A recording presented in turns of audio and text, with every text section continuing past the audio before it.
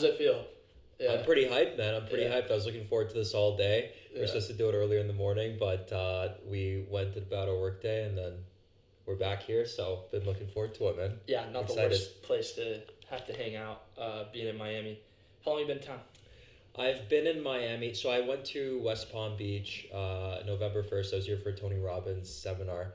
So I did that for 4 days, and then I came to Miami after like November 4th, 5th. So it's been like just about a week. I had like a short trip to LA too, for this event with Arlen. So I went and did that, and literally just got back to Miami from that today. That's sick. So yeah. So like, what are you most excited about right now? I'm excited, to be honest, about like the development, day-to-day development. I feel like I'm progressing a lot over the past few months. So just getting better specifically at sales, like more so as a leader now. I feel like I'm getting good as an individual performer, but I want to kind of get good as somebody who could train and coach other people. So that's what I'm focused on now. And then additional to that, probably just the skill of content creation, because I'm also trying to get on YouTube and TikTok and grow a brand there. So those are the two things I would say. Cool. And like, how long have you been building? I'm always curious. Like, how long have you been building before it was like, now it's time for content? Like, has the content side of things been in the back of your mind? Was it something where you wanted to build first and then see the, like, I guess the best way to, how long did you build before you started? Because you have a YouTube, I mean, you got a solid YouTube following. I mean, like 2-3K, like for not, I know you're not as consistent as you'd like to be yet. Not bad, dude. So like, was the YouTube thing happening while you were building, or was it like YouTube build, No, it's kind of all over the place. I started my YouTube channel. I think a lot of people, they have this perspective on YouTube that they need to be like legendary first, and then they could have a YouTube channel, and then they could have a voice on YouTube. But in my personal view, I'm kind of trying to document the process. Cool. So my vision, like I really like Iman Ghazi, for example, and one thing that he did was he documented the process of him like going from one client to then growing to an agency to then having an e-learn company, etc., and getting to the position he's in today. So I kind of want to do the same thing with my YouTube channel as well. And it just came as an idea to me one day where I was like, fuck it, let's just do it. And then I just started uploading content without really putting any thought or effort or energy behind it, literally just talking in front of a camera. Yeah. So that's really mostly what I did for most of my time on YouTube so far.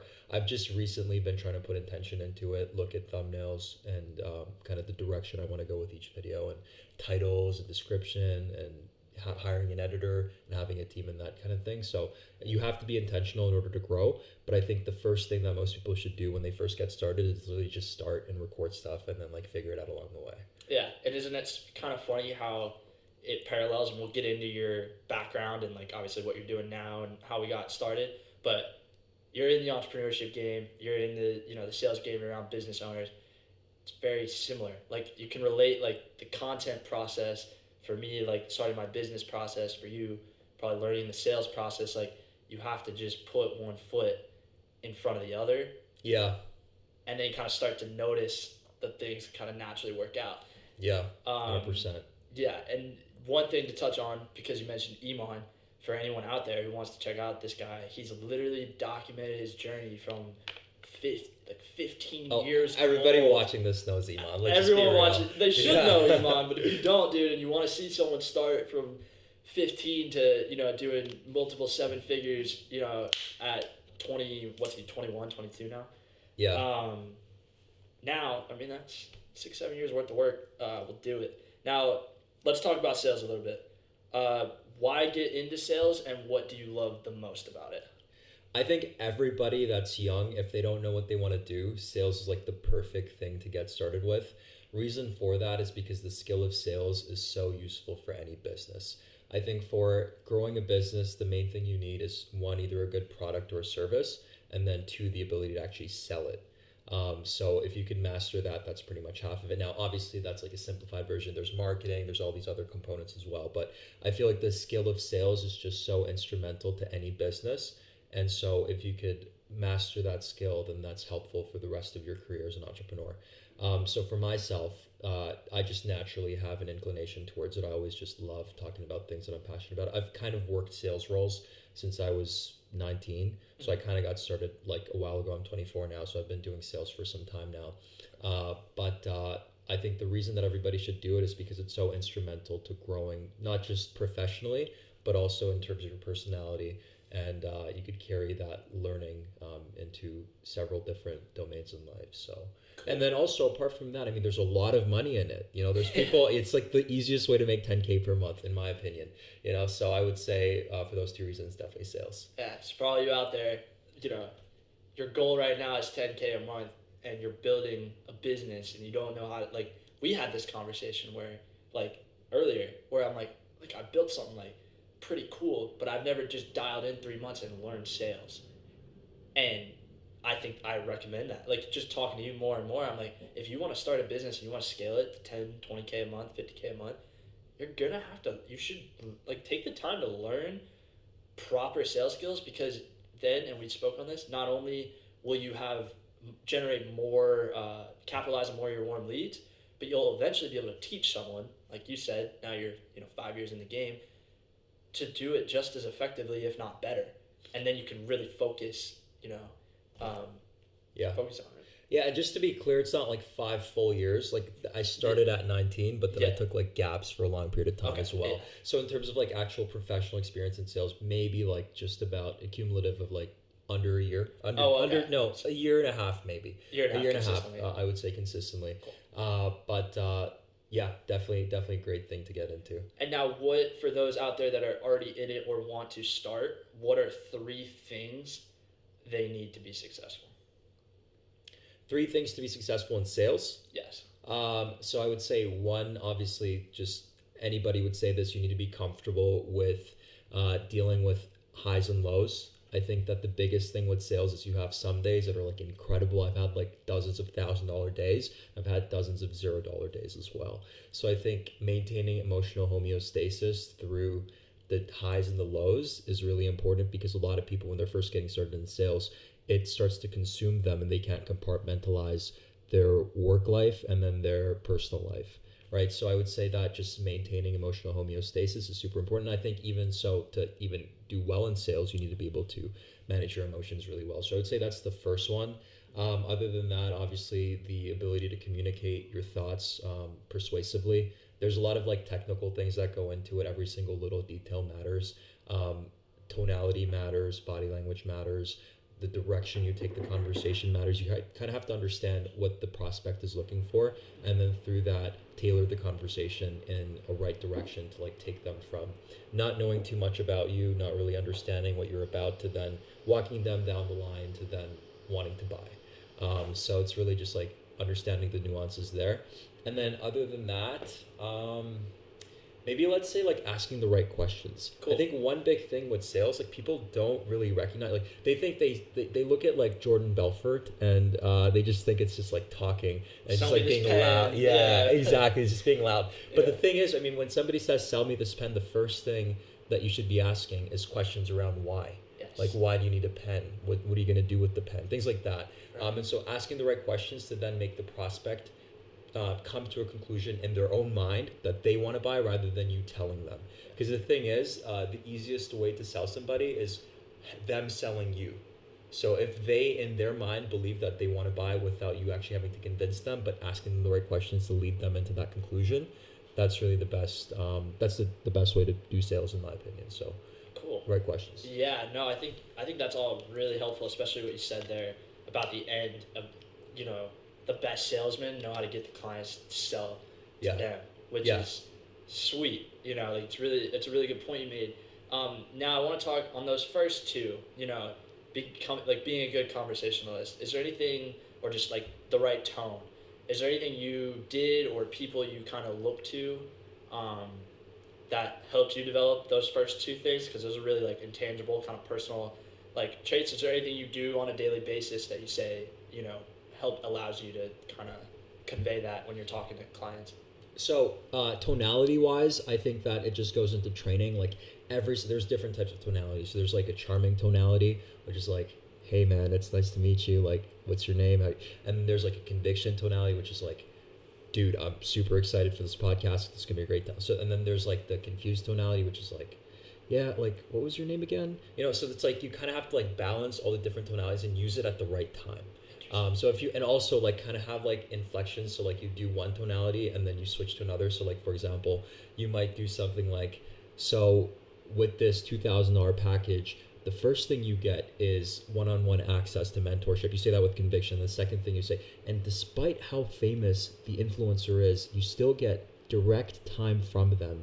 And so it's like kind of the inflection. It makes people sudden without realizing, because it's all subconscious. But when the prospect is listening to you, what they're gonna do is they're gonna lean in, because your tonality kind of like you kind of started whispering a little bit. So then the person just wants to listen in more because it feels like it's almost a secret. So it's like super like nuanced and subconscious, but then it actually does impact the sale at the end of the day. So I would say like little things like that matter. But you also have to know who you're selling to at the same time, because there's like this thing called a sophisticated buyer and a non-sophisticated buyer. Okay. And so a sophisticated buyer is somebody who is more so, I mean, just with the name, you could kind of come to a conclusion. It's somebody who has a lot more knowledge, and they're shopping from a position of more logic. So they shop based on like what is logically better. Then there's the other type of buyer who's non-sophisticated, and so they are people that just buy off of emotions. So if you can like get the right emotions and get them excited and build up conviction, they're gonna buy more likely. Whereas a sophisticated buyer doesn't just take emotion; they're gonna want to hear the logic side of things as well. So it really depends on the sale that you're making. Right now I'm selling to consumers, and so with consumers it's way more little things like tonality and body language and bringing in like the right emotions. But then I also did SaaS sales before, and with that it was way more logic based. And still, I mean, tonality still matters, things like that still matter, but it's way more logic based, appealing to logic versus emotion. And for anyone, the lingo, we're using a little high level, and I appreciate it. The SaaS sales. Explain the difference between SaaS sales and what you're doing now. Yes. So SaaS sales, it's software as a service. This is, for example, like G Suite, like Google or Salesforce, or like a cloud service or some kind of platform, and you're selling to businesses. So it's B2B. So that means business to business. You're a business providing a service and you're selling to other businesses. Whereas B2C is kind of what I'm doing right now, which is business to consumers. Consumers are just regular everyday people. So for example, right now I'm selling an e-commerce mentorship and automation service, as well as it's kind of difficult to explain, but it's called Tribe by Arlen. And so it's pretty much just like a network. It's kind of like Jen's Croquet Club, but these are all consumers that are buying it. They have their own pain points, and then I sell to them based on fulfilling those pain points with the product. Cool, man. So that's really awesome, right? The way you broke down, like I think so many guys get on, they have podcasts and they produce content, and they're like, oh, I'm the best salesman here, and like the way they explain it, I'm like, I could have learned that from the car dealership down the street. Like, they're not talking about tonality and like the fact that you just explain that, and I can think back to sales calls where me as a business owner have like, oh, this service is interesting, and felt those things. Like, I remember wondering, like, why did they get so quiet?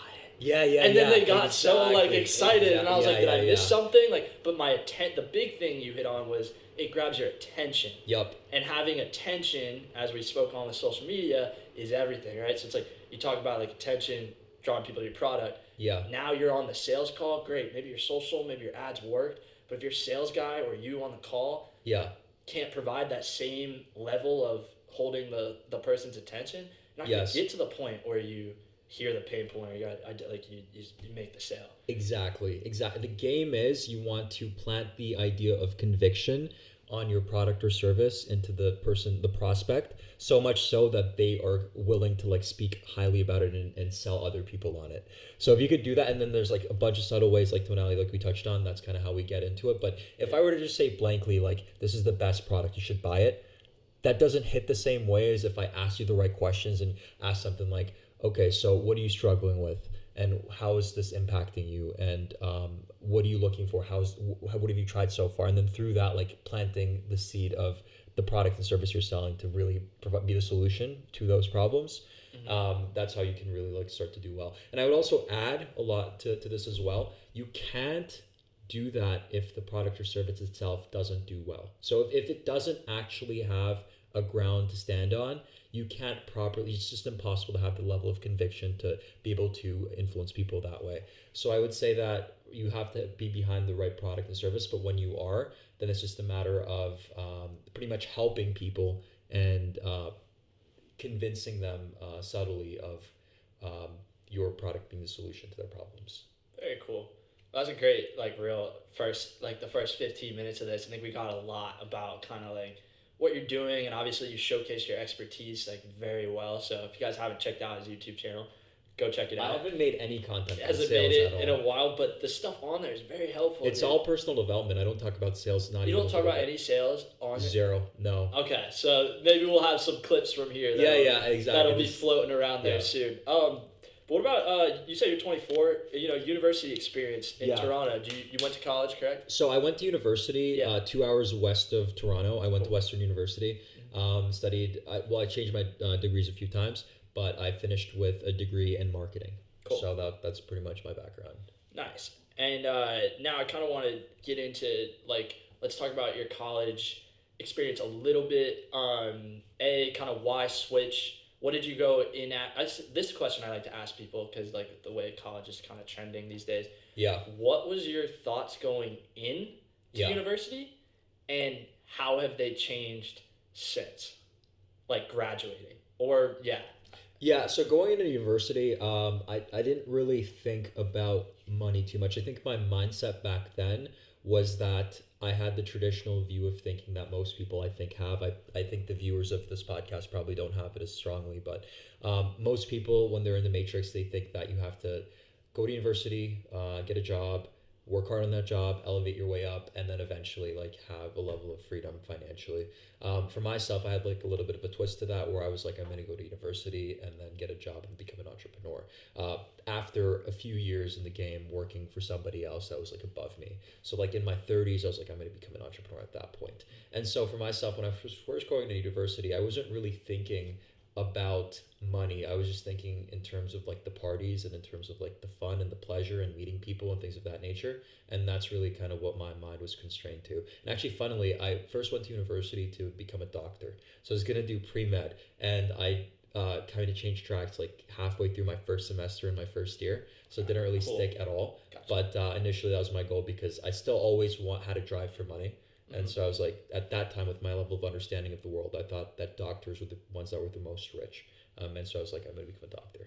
Yeah. And I realized very quickly that's not the case. Cool. Yeah. No, I mean, it's very accurate. Like, you had this feeling of like, I'm going to be an entrepreneur when I'm allowed to, or when, you know, like, and it's just so, it's so common, and it's so like, I'm glad to give exposure to it. Like, if you are hearing this and you kind of feel like you're not necessarily doing what you really like to do every day, or just something kind of feels off, like, it's okay to change, right? Yeah. It's okay to, like, expose yourself to new things and new places. And now kind of just tying into that, what did you do after college, like after graduation? Because I got a lot of guys just post-graduation, like in May, that you'd say like got you to where you're at, like doing what you're doing now. Yeah, so I graduated 2021 in the summer. So first thing, I kind of was traveling. I was traveling quite a bit. I've been to 15 countries in the past 2 years. Travel is a big passion of mine. So back then, I was working as a business development representative for that SaaS company. So it was a software for university professors to help them with marketing. And what my job was I was supposed to call these university professors and book meetings into the calendars of what's called an account executive. And these are effectively the people that close the deals and pretty much have them actually, exchange money. So for my job, I was just booking appointments as an appointment setter, doing calls, cold calls, doing like a few hundred every single day. And I was getting paid like minimum wage doing it. So it was an intern. It was a good position. I learned a lot. It was definitely don't regret it one bit, and also allowed me to travel because it was like fully remote at the time, because this was in Canada. I'm Canada based, and we were very heavily restricted with COVID. So everything was remote at that time. So I just used that opportunity to go to Mexico. And so I spent a fair bit of time in Mexico. Then I went to Europe after, and I pretty much just traveled around for a decent period of time, just doing cold calls. Nice. Yeah. I think that's a big decision. You kind of like, And I want to talk about the trigger for that, because your mindset, graduating, was it, were you dead set? Like, did you make the decision to kind of travel like graduation, or was it a little bit feeling of, I don't really know necessarily what I want to do, so I'm going to go out and like, I just want to take this year to... Well, I had a full direction of what I wanted to do. Cool. I was specifically looking for a job that lets me travel. Cool. Like, I wanted to do sales. I knew I wanted to do sales. Mm-hmm. I wanted to work my way up at the time to become an account executive, which I just explained what that is. Mm-hmm. So I wanted to work my way up, and generally the trajectory for that is 1 to 2 years as an appointment setter, cold caller. Mm-hmm. And then eventually, like, once you like kind of earn the stripes, then you could become an account executive. And account executives make like 6 figures. So it's like actually a good direction too. If you want to do something more of a 9 to 5 path and still do sales, you could be making 6 figures at 24, 25 and working like 35 hours a week. So that is a good trajectory. But that was my path before, and I wanted to do some software company that allowed me to travel. So it was like remote based. So it was like a startup that I specifically wanted to work for. So that's what I did. And I was going to work up to become an account executive. But then halfway through, this was in 2022 at this point, but I did it for a while, and then eventually they transitioned back into the office, so they didn't want travel anymore. So it was meant to go back. I was like, no chance am I going to Toronto and doing cold calls. Like, the whole point is I want to be able to travel. So I quit that, and then kind of eventually found my way transitioning into like this more influencer sales world. Okay, yeah, I want to dive into that, because you get into, I think, influencer sales, like, again, for anyone out there, going to find like these, get into sales and you want remote. I hear the remote thing all the time. It's becoming a constant thing, and there's kind of this age of like digital nomadcy, if that's a thing, where you have the kind of ability to do this. So how did you get started with influencer sales? Because that must have been tough when you learned that, it wasn't going to be remote, anymore. Okay, real talk. Yeah. Real talk. So I took a step back from that. I was off of it for a few months. I was just traveling. I went to Thailand. I was focused on like building up my YouTube channel. I wasn't really I was not stressing. I had like money in the bank, right. But I knew that I'll be fine. I knew that eventually I'll find something. So my plan was I'm going to travel for a bit and look for something when I get back. And then like while I was just kind of in that space, because I was traveling, I was around people that are just naturally like into, one great thing about travel, just to touch on that real quick, is that, when you travel and you can meet people that are also doing similar things to you, that have similar values to you, if you know the right places to look. So for example, when I was in Mexico, I met a bunch of digital entrepreneurs. And then when I was in Europe as well, I met digital nomads. So I surrounded myself with people that were, one, had the value of location freedom, which is super important to me, and also had the value of financial freedom, which is also something super important to me. Mm-hmm. And so surrounding myself around these people, I kind of was made aware of remote sales for influencers. Because a lot of people don't even know that such a thing exists where you could work for influencers, and they think it's really hard to get into and break into. And in some ways it is, but anybody could really do it if they know where to look and the right steps to take. And so because I was exposed to the right people, I was able to kind of tailor my direction into it really quickly. And so I just actually sent a cold DM to somebody, and they just hooked me up with somebody because they knew I have sales experience. They knew I'm good, and people are always looking for good closers. There's, if you're somebody who's good at sales, then there's always going to be a job for you. The worst case scenario, like people love to say it's like the NBA job, which is never broke again, because it's like if you're good at sales, you're always going to make at least $10,000 per month as long as you're in the right vehicle. Right. So, but yeah, I just found that through that, and it's been since July that I've been doing this type of sale now. With the with the influencers. Yeah. Primarily. Cool. Now on the travel end of it, like you said, you were making minimum wage, and you decided to go travel. Yeah. How can somebody who's also making minimum wage do that? How can they travel the world, in a position like that? And why should they? Well, first of all, why should they? I think travel is massive. I think most people watching this are very young right now. And here's the thing.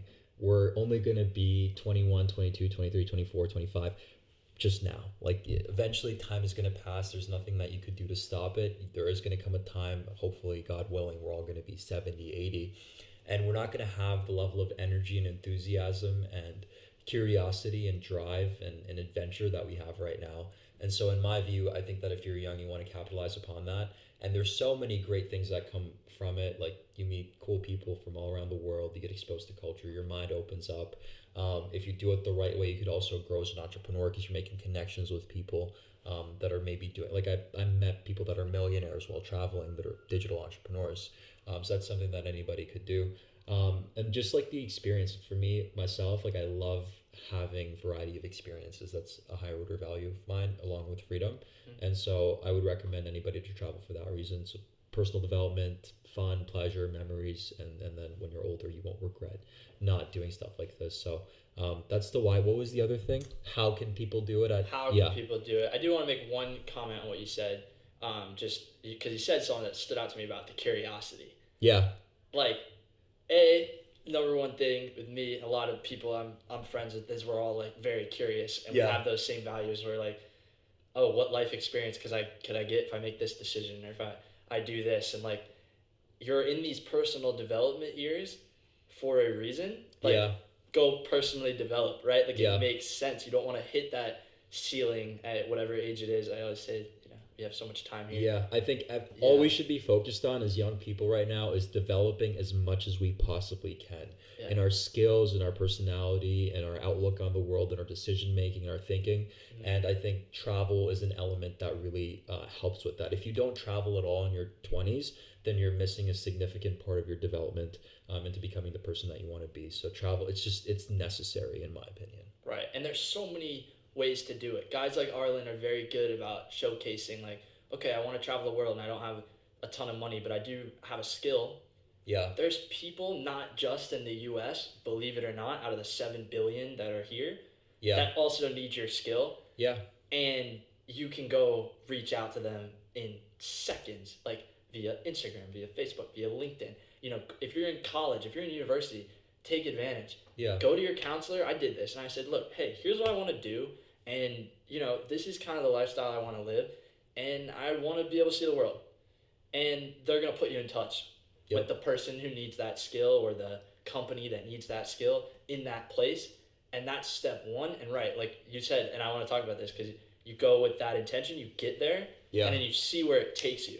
So to my understanding, your initial plan, like going to Mexico, right, was not to go see, like, the trip to extend as much as it did, right? Oh no, I just didn't have any deadline. I was like, I'm gonna go to Mexico, and that's just myself. Some people are more so needing a plan. For myself, I'm just naturally very spontaneous. So my direction was, I'm gonna go to Mexico and figure it out along the way indefinitely. I could do this for as long as I want to. So if I get bored of it, then I could just fly back. It's just like a $300 flight. Right.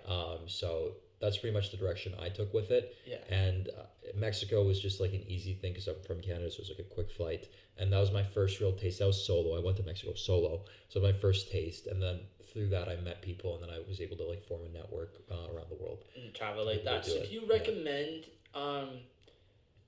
recommend solo travel? I'm actually very curious to hear this. I can't not recommend it. I mean, I really personally had a great experience doing it. I think you just need to make sure you do it the right way. I think you need to make sure that your mindset's in the right place. If you just go solo traveling and just like don't actually interact with other people, then you're not gonna have a fun experience. But if you go solo traveling, it's like you're stepping into a world where like nobody knows you, right? You're in like the middle of Mexico, nobody fucking knows you. You can do anything you want to do and form relationships very easily. If you like, hostels, for example, are a great place to meet people because there's other solo travelers as well who share very similar values to you, because just by the fact that you're both solo traveling, and you're staying in that environment. Exactly, right? exactly. And specifically, I would like to say Selena Hostels specifically.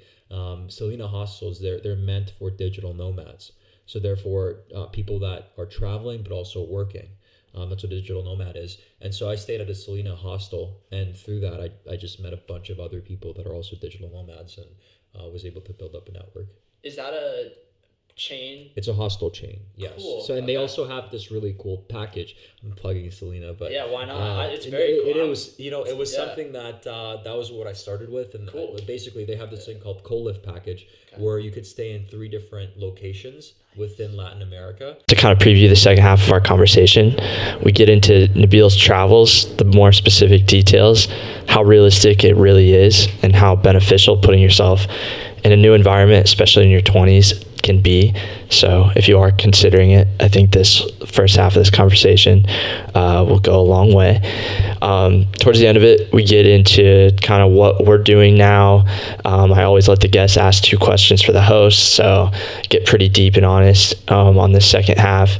A little bit more personal relationships, and then we also are talking about kind of the legacy we want to build and how we plan to get there. So if there's any value we can provide on that aspect of it, I'm really looking forward to it. If you like this, share it with your friends, do the duties, and thank you.